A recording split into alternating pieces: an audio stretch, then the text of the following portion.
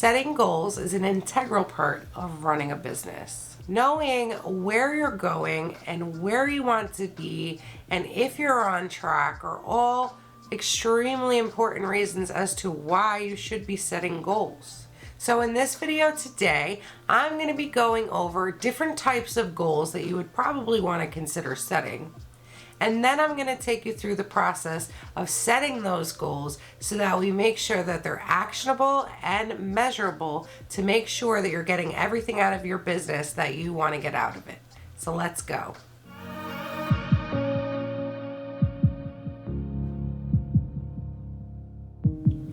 Okay, so first thing we're going to do is we are going to go over 5 different types of goals that I think you definitely want to consider setting for your business. So goal type number 1 is a financial goal. Financial goals are things like sales, revenue, gross margin, even expenses can be considered a financial goal. Let's face it, we're in business to make money.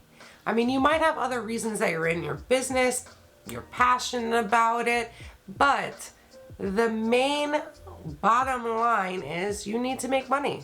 Otherwise, why are you doing it? Financial goals are both the easiest goals to track and the hardest goals to actually plan, because it's hard to say what's actually affecting your finances, and well, it's harder to control how much you end up making. While all the other goals really will help you reach your financial goals, the same is kind of true for your financial goals. And those can help you also with other goals, like growth goals. I mean, if you're doing well financially, you have more money to put into the growth of the company as well. Goal type number 2 are growth goals. These can be goals like newsletter subscribers or followers or members or number of products or even number of businesses. They do not always have to be numbers goals, however. I mean, they can be things like opening or updating a new website or expanding, opening a new location and expanding your number of stores, or any other goals that you may have that would lead to the growth of your business. Growth goals can also help you in reaching your financial goals as well. And you will see that some of these goal types can overlap a bit here and there, and that's perfectly okay. Goal type number 3 is customer service. Without your customers, you would have nothing, and that's why the customer service goal is an important one to have. You don't want to neglect this. I think maybe people don't really think of this as a type of goal to set, but I happen to think it's quite an important one. Customer service is really important. The customer experience is extremely important. If a customer is happy, they're going to tell their friends and family. They're going to make sure they come back. Maybe they, post something online. Maybe they share it on their social media. There's so many things so many benefits to a customer having a great experience shopping with you and with your business can have. You can have a great product and amazing marketing, but if the customer experience is poor, it's not going to matter. They're not going to come back and purchase from you again. They're not going to tell their friends to purchase from you. If anything, they may tell them, I had the worst experience. The last thing you need is for your customer to share one of their terrible customer experiences with other people. Finding new ways to improve the customer experience is also a great way to gain your customers' trust and also increase your customers' long-term value. It is much easier and much cheaper to maintain a current customer than it is to try to acquire a new customer. Goal type number 4 is a marketing goal. Improving your marketing on a regular and consistent basis can both lower your cost of marketing in general and also increase your reach. It can also help your brand become recognized and trusted by customers. It could obviously help you increase your sales, but You do not want to confuse marketing with advertising, okay? So advertising is part of marketing, but they are not the same thing. Marketing doesn't just include advertising. It includes things like your brand, your reputation, sales, pricing, market research, and so much more.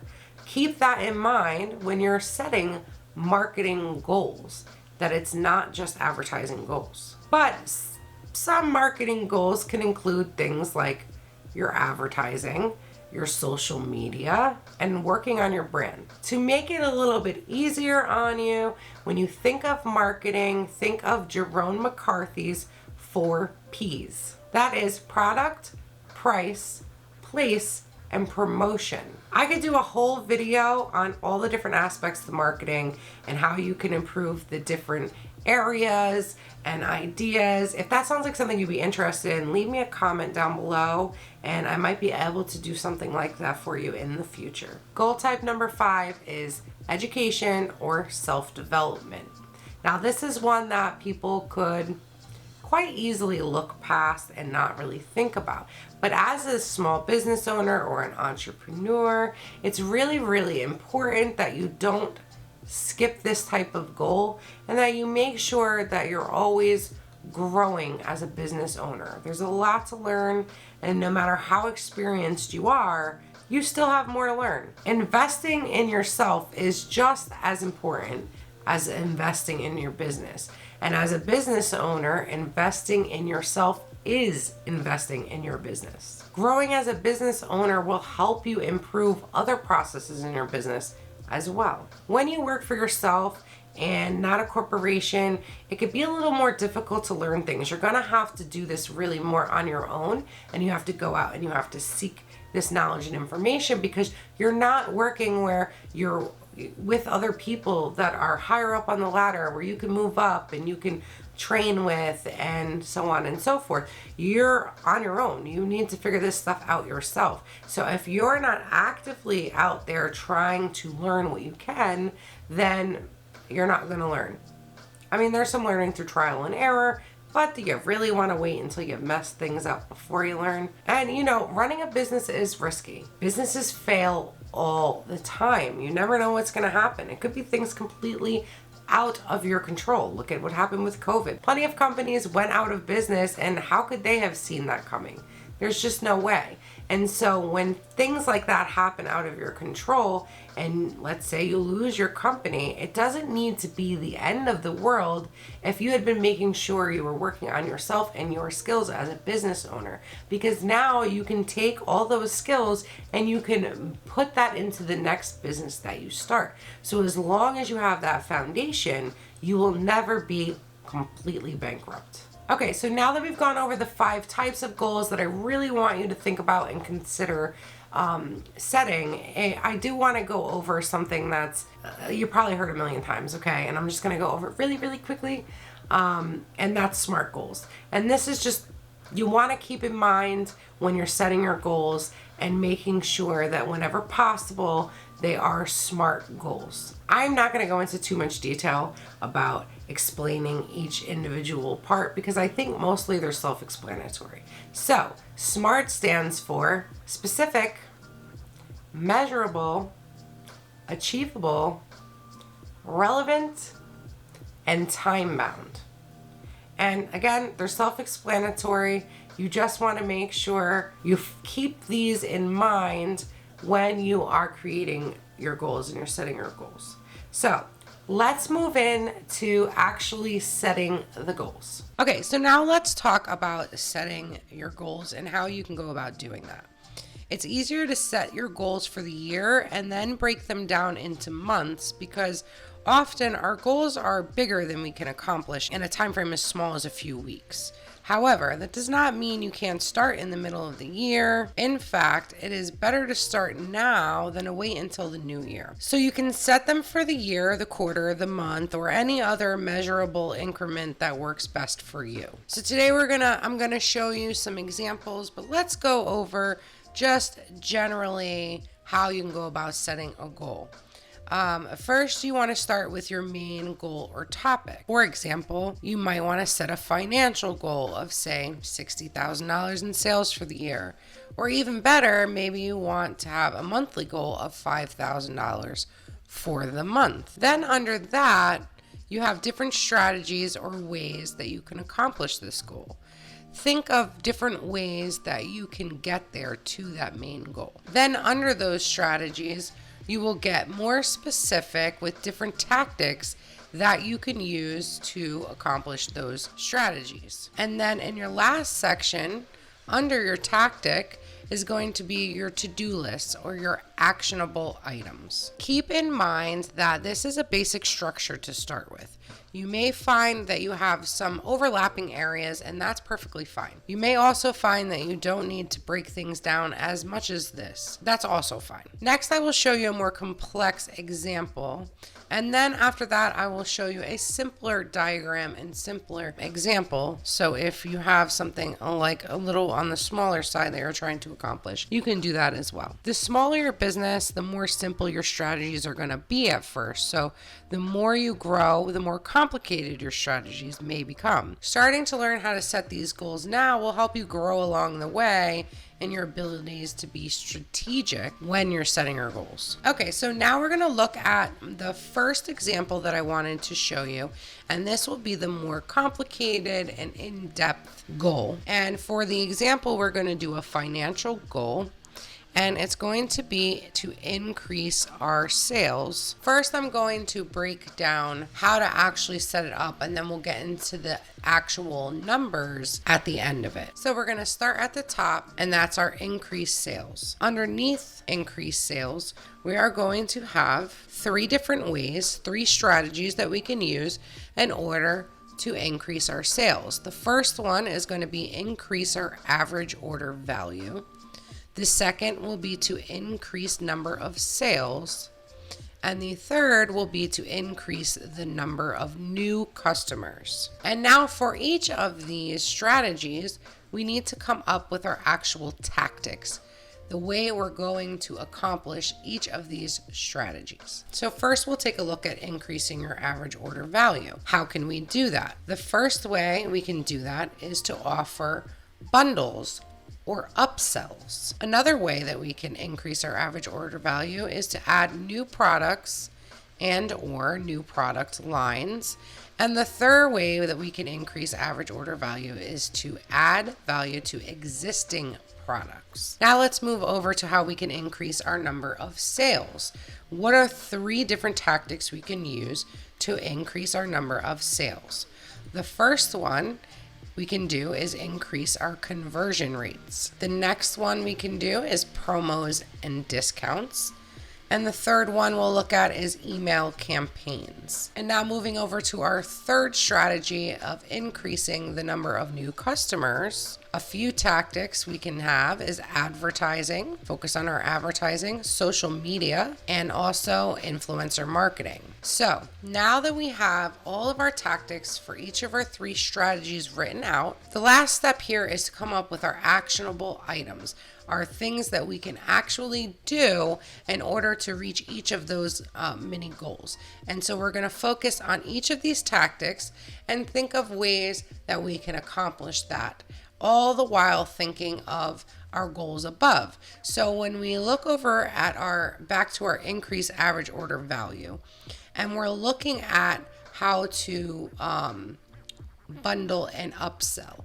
When you're thinking of ways you can do that, you want to just keep in mind that your tactic, your kind of sub goal here that we're focused on is increasing average order value. Just keep that in the back of your mind. Okay, so one way that we can bundle and upsell is bundle complementary products together, and we can create some upsell funnels. And moving on over to adding new products and new product lines, we can add, say, new product variations, so variations to products that we currently have, and we can add new product lines all together. And when we're adding value to existing products, we can offer upgraded versions of products that you currently have. And so moving on now to our next set of tactics that were for increasing the number of orders. In order to increase the conversion rates, we can create a sense of urgency, and this will help increase conversion rates. And you can do this with, say, like a timer or a very short sale. And another thing that you can do to increase your conversion rates would be to offer free shipping. Now, for promotions and discounts, you could send thank you discounts. You can send it in an email, or you can send it in with the order to get the customer to come back. Because remember, we are working on increasing the number of orders. So if someone orders from us, we want them to come back and order again. So giving them a thank you discount will entice them to come back and purchase again. Something else you can do, obviously, is run sales. This will encourage people to purchase when they may not normally. And then under email campaigns, you can set up a thank you email campaign. And you can set that up so that they receive emails according to the actions that they take after their purchase. And then the last point is we can announce new products through our email campaigns, again, to encourage those customers to come and purchase them. Let them know there's something new out there for them to come and see. And now we move over into our last set of tactics that are for our goal of increasing the number of new customers. So we're going to keep that in mind when we write our actionable items here. And so let's look at advertising. How can we use advertising? What can we do with advertising to increase our number of new customers? Well, we can try new platforms. So if you advertise on Facebook currently, maybe you want to branch out and start advertising with Google Ads. And then the next thing you can do with your advertising is you can increase your advertising budget. You know, the more you spend, the more you get out there, the more more new customers you could possibly reach. And so our next tactic was social media. And for social media, you can create an actual social media strategy geared towards finding new customers. And that could be a number of different strategies that you can come up with, but they're all based around using your social media. And then another thing that you can do is you can, again, try a new platform. So if you are currently on Instagram and you want to try TikTok, or you want to try Pinterest or YouTube, and reaching out to and starting with a new platform is most likely going to reach a whole new audience of people and bring in new customers. And our last tactic is influencer marketing. And you can hire an influencer, or you can team up with an influencer if you yourself are also an influencer. So now that we have all of our ideas and tactics down, we want to go back and we want to add some actual measurable numbers to make these more SMART goals like we discussed before. So we have our actions, but now we need our measurable goals. And so let's say we want to increase our sales to $60,000 for 2023. And knowing that number is how you're going to be able to calculate our next numbers underneath. So let's say that we want to increase our average order value. Let's say our current average order value is $18. Now we want to make a goal of, say, $20. We want our average order value to be $20. That's going to help us now figure out how much in number of sales that we need to increase. And you don't have to do one and then the other specifically. You can start with the increased number of sales and then calculate your average order value, or the customers, whichever one you want to start with, whichever one you find more important or you think is a more reasonable goal.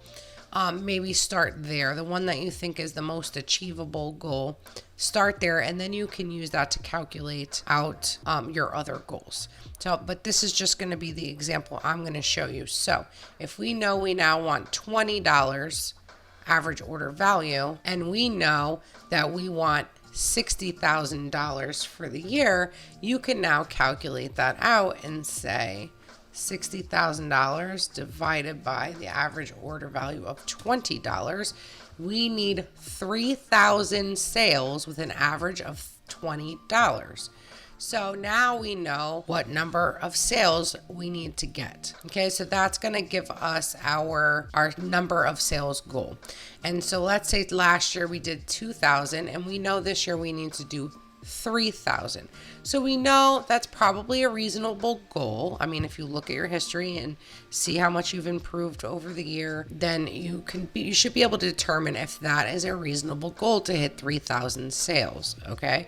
If that number was astronomically high and you needed to adjust, then you know you're going to need to adjust maybe the average order value, or you may need to make up for it in your increase of new customers. If you increase that more, then that should increase your number of total sales, and then you can have your average order value lower. So it's really just about playing with the numbers here and figuring out what's going to actually work. And that's what's so great about using actual measurable numbers. You can do those calculations. If you look at the bottom here, you're not going to see a lot of numbers because, it's kind of hard to determine exactly what's going to make up this $18 to $20 average order value. You can do these things and you can see where these go, but it's sometimes pretty difficult to calculate exactly which particular thing you're doing is affecting that, or the average order value. So our last section here is increase our number of new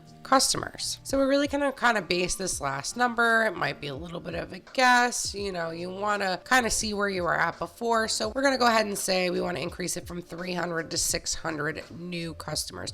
And you just keep in mind that that means if you do reach that goal of 600 new customers, that means out of the 1,000 increase in number of sales, 600 of those extra 1,000 will be new customers. That means 400 of those sales will be existing customers. So having your existing customers purchase more.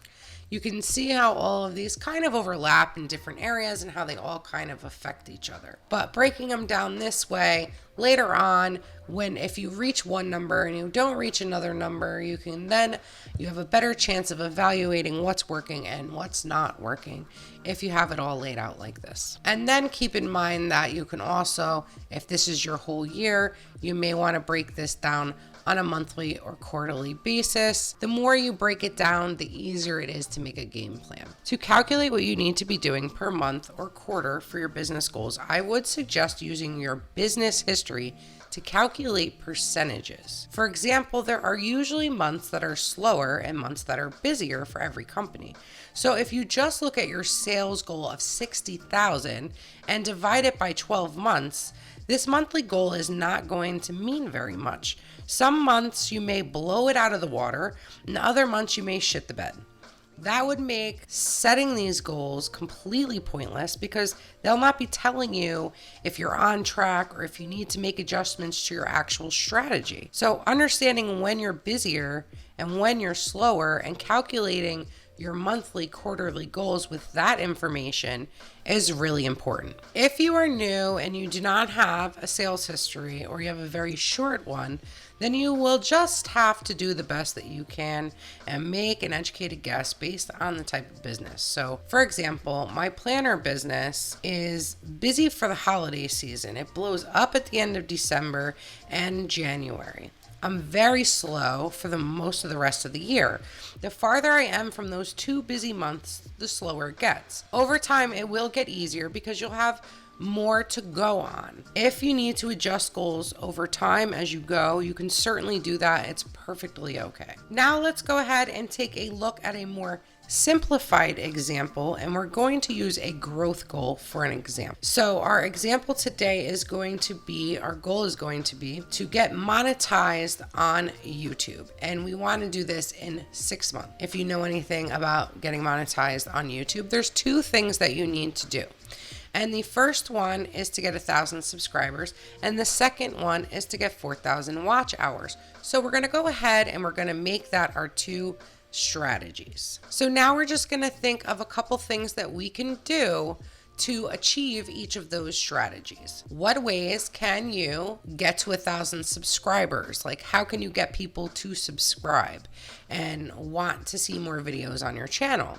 And one of those is to have call to actions in your videos where you're actually saying, hey, make sure you subscribe. Another thing that you can do is to niche down. If you niche down your channel, that means that you're going to have more close related videos.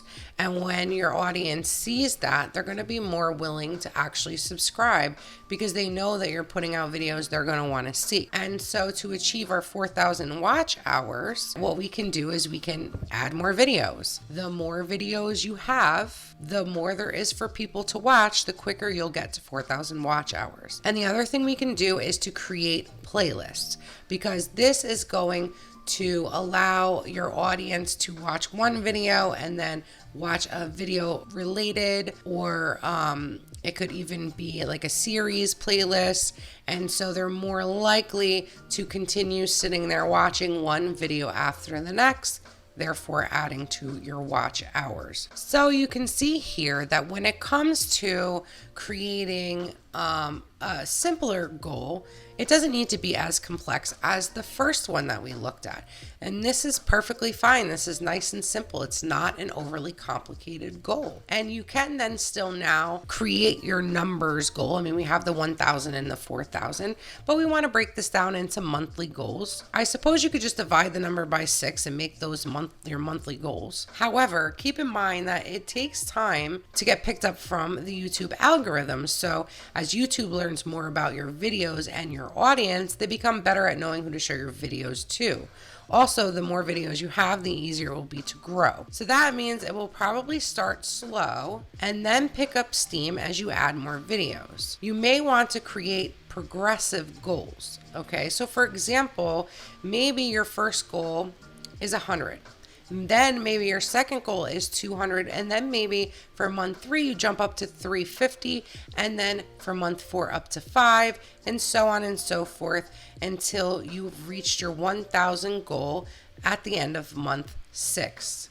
It should kind of snowball. A little bonus tip is you also want to make sure that your team knows and understands your goals, your direction, and your vision for your company.